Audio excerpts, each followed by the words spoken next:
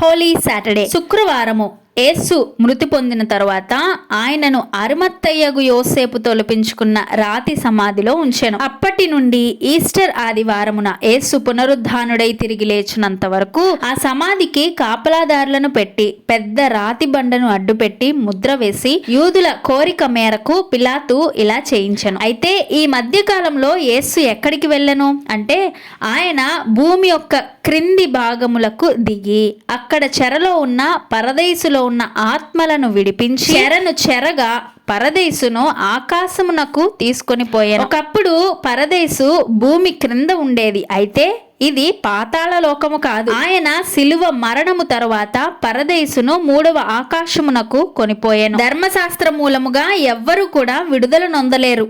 వారికి కూడా క్రీస్తు నిబంధన రక్తము అవశ్యము. అందుకే క్రీస్తు మృతుల లోకమునకు వెళ్లి వారిని విడిపించెను.